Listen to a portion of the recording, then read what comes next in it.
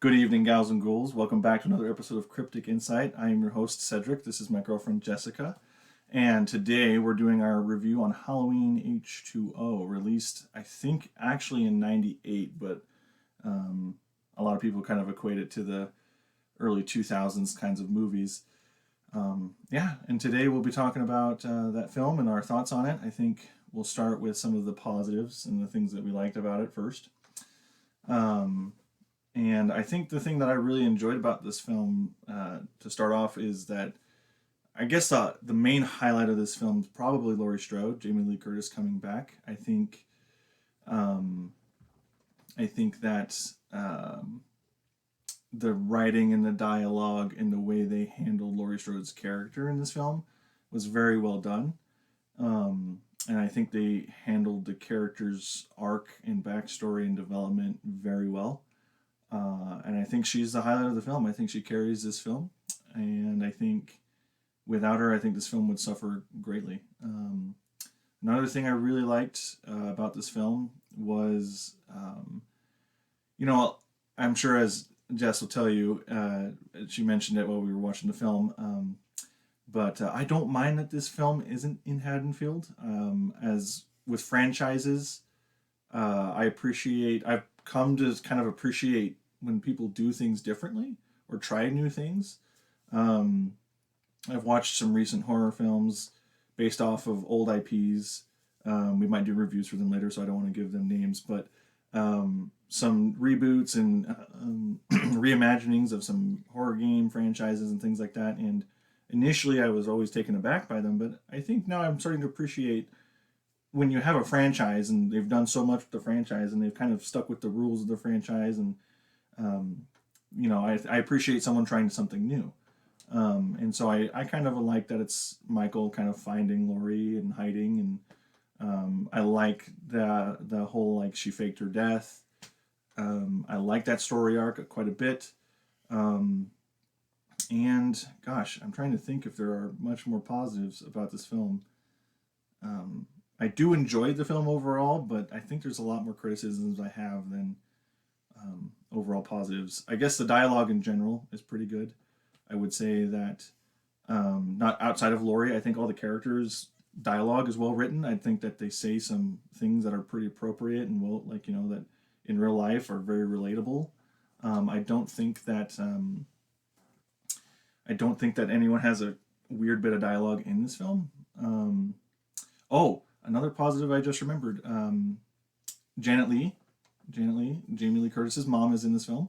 She does a wonderful job playing Jamie Lee's secretary, and the dynamic between them is very palpable and on screen. And of course, all the psycho references with Janet Lee in the car and the license plate. Janet Lee using an old quote from the original 1978 film, "Everyone's entitled to one good scare." All good stuff, all good stuff. And I think this movie, you can tell it's a Halloween fans made this movie. There's just some hiccups, some things that I think maybe budget got in the way or whatever, but I'll leave it at that until we can get to the negatives. What did you like about the movie? I liked a lot of the same things you did. Laurie definitely was the best character, I have to say, out of the entire film. Um, Having to do with that she's focusing on the trauma that Laurie's gone through and the different aspects that people struggle with when going through trauma. Dealing with addiction, which is very common for people who go through trauma. Self-medication is very common. I like that they add the psychological part to Laurie to show what people actually go through when they go through trauma. Not everyone, but a lot of people struggle with addiction.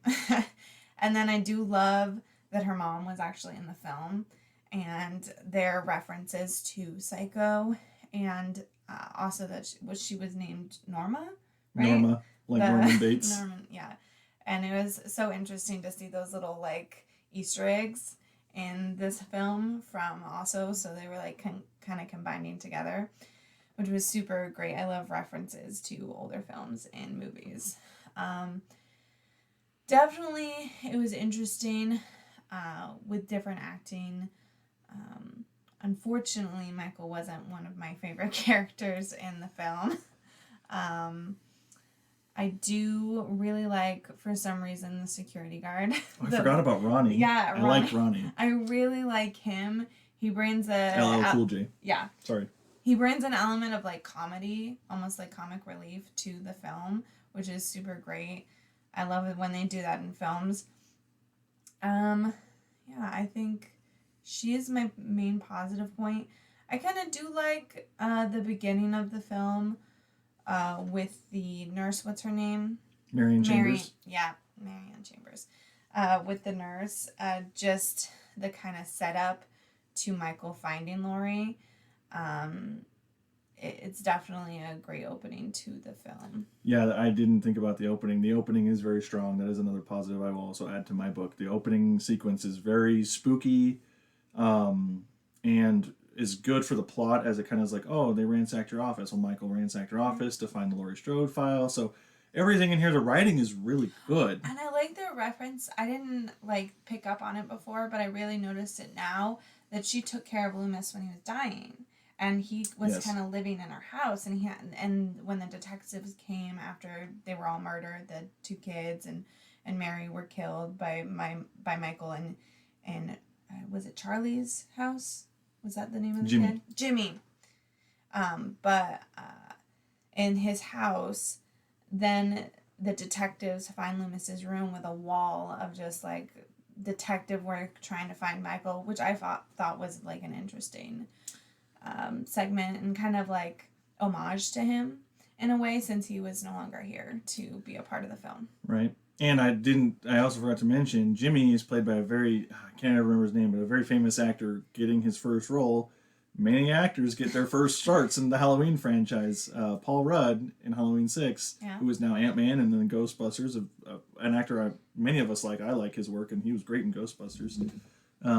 Paul Rudd got a start in Halloween 6, and oh gosh, I can't remember the actor's name, but the actor who plays Jimmy, he's also in Inception, and one of the bigger films that I can remember off the top of my head. Oh, and Time Loop, I think, was a good one that he was in. But yeah, the dialogue and the actors and the acting, really solid in this film. I suppose now we can kind of get into either negatives or mixed thoughts. For me, a negative was the masks. I'll just get straight to it. The Michael Myers masks were, God, there's like 4 or 5 different masks, if you include the CGI mask, and I'm just not a big fan of everything that was going on with those masks.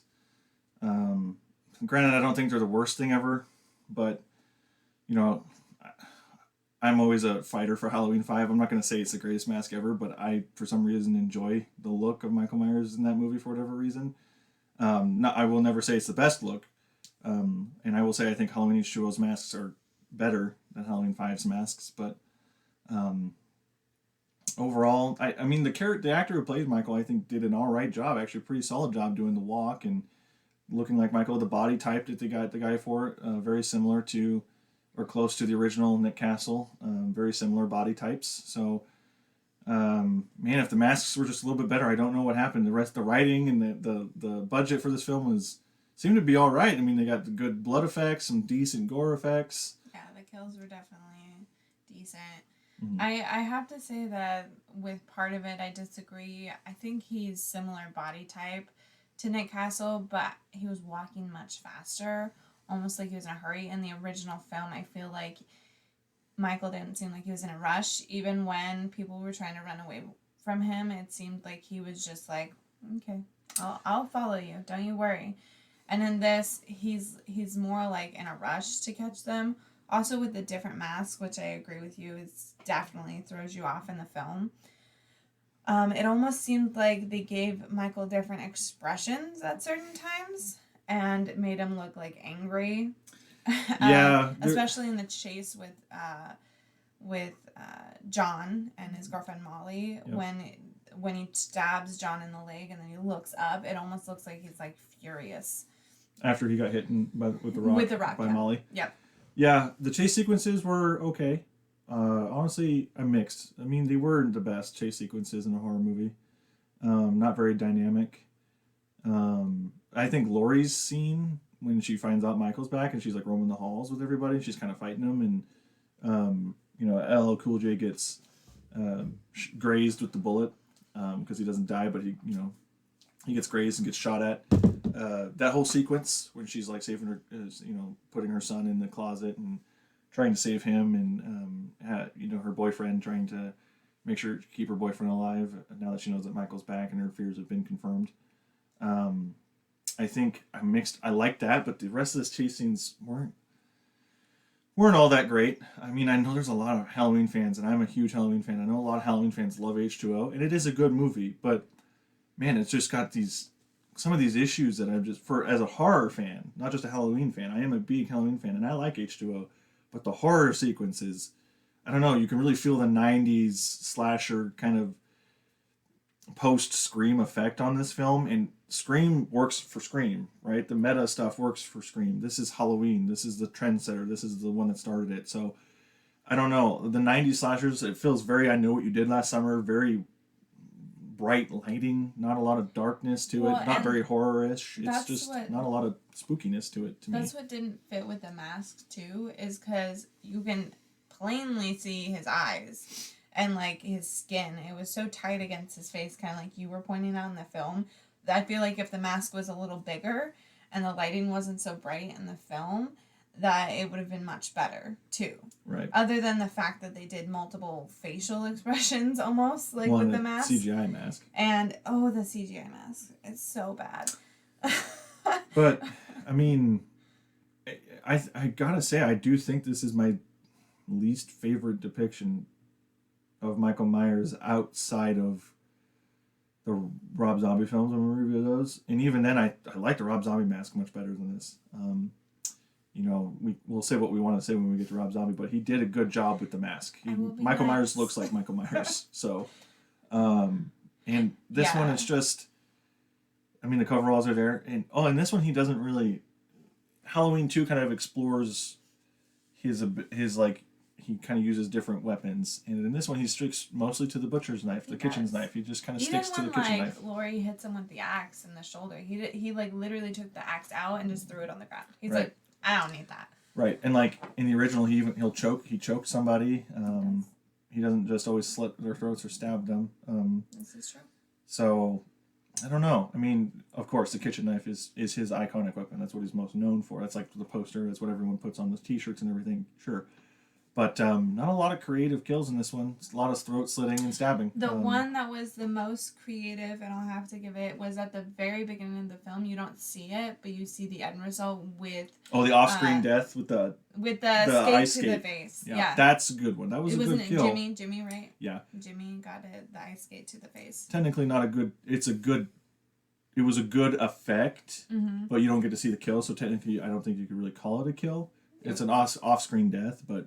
cool effects nonetheless. I think you're right, probably the coolest effects in the film. I mean, other than that, man, my mixed feelings and the negative feelings, I don't know. And I personally didn't like that it wasn't in Haddonfield. This is my personal preference because literally all of the films except for this one are in Haddonfield. And I don't know, there's something about Michael Myers on Halloween night in Haddonfield that gives you the vibes.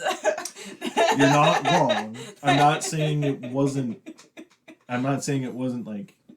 It's a creative choice. Yeah, I like that they try to do something different. I can appreciate that they try to do something different. But Haddonfield and Michael Myers, they're married.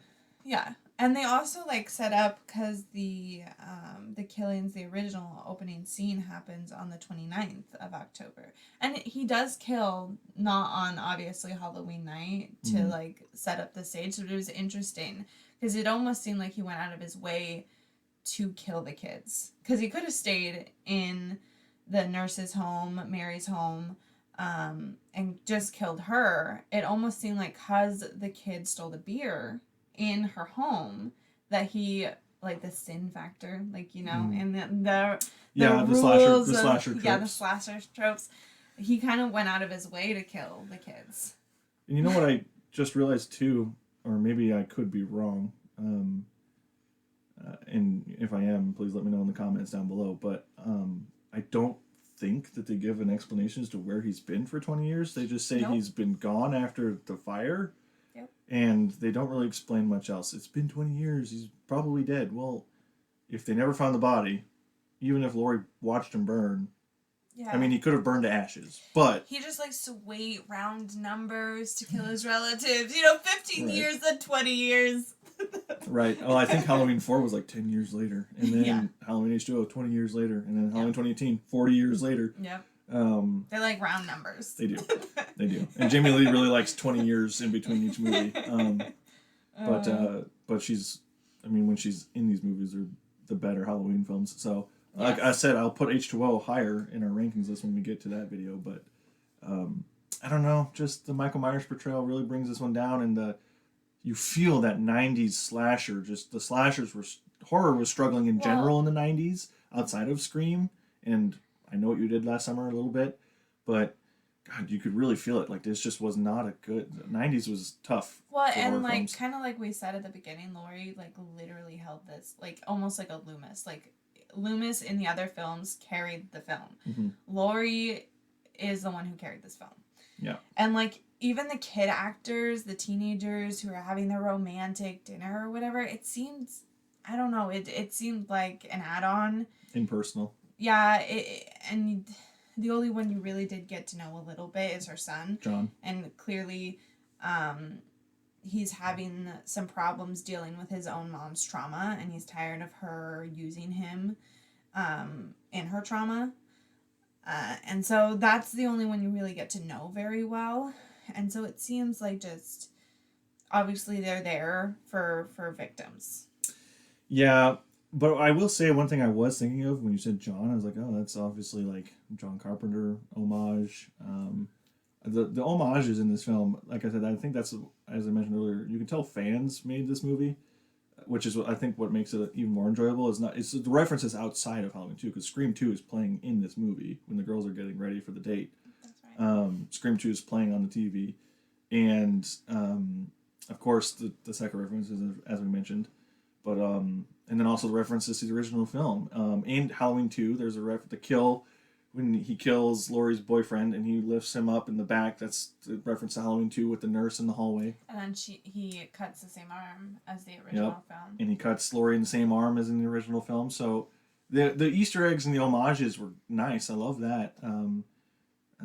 But again, I don't know. I think overall, are you ready to give it a rating? I think I'm ready to give it a rating.